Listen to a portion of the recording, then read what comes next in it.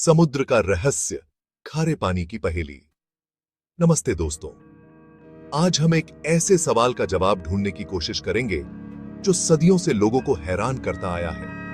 समुद्र का पानी खारा क्यों होता है? यह सवाल जितना साधारण लगता है, इसका जवाब उतना ही जटिल और रोचक है। आखिर समुद्र का पानी खारा क्यों होता है? क्या आपने कभी सोचा है कि यह खारापन कहां से आता है? क्या आपने कभी सोचा है?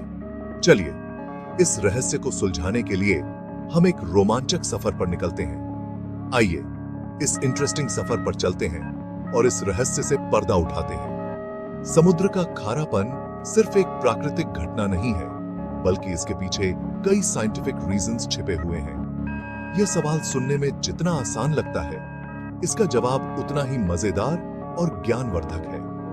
दरअसल, इसके पीछे कई साइंटिफिक रीजंस छिपे हुए हैं। समुद्र के पानी में खारापन धरती के नेचुरल साइकिल्स और प्रोसेसेस का परिणाम है।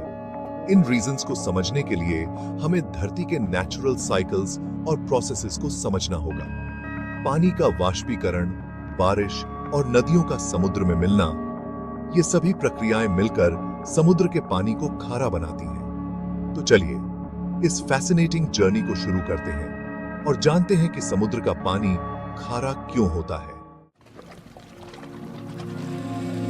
बारिश और नदियां नमक की सवारी।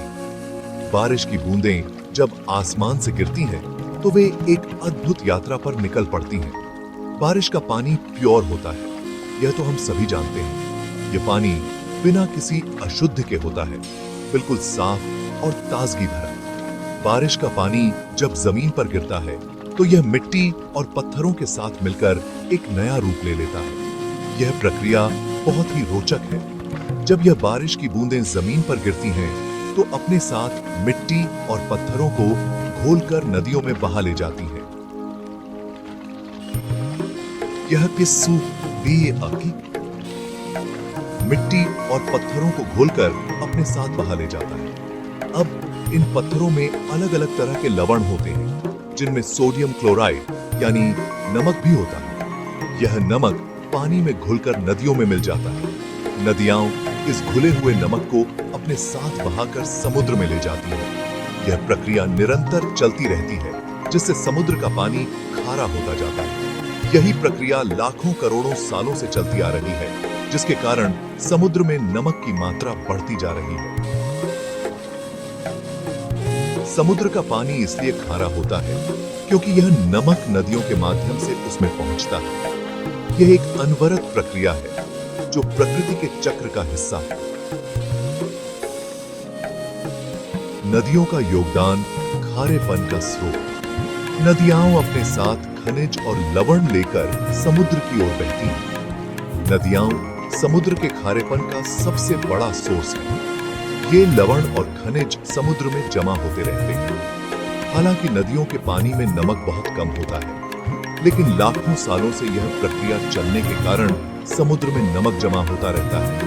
यह प्रक्रिया निरंतर चलती रहती है। यह ऐसा ही है जैसे एक बाल्टी में रोजाना एक चुटकी नमक डाला जाए। समय के साथ यह छोटी मात्रा भी बड़ी हो जाती है। धीरे धीरे बाल्टी में नमक बढ़ता जाएगा और पानी खारा होता जाएगा।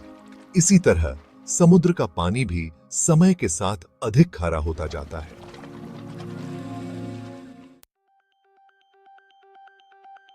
वाष्पीकरण का कमाल, नमक का जमावड़ा।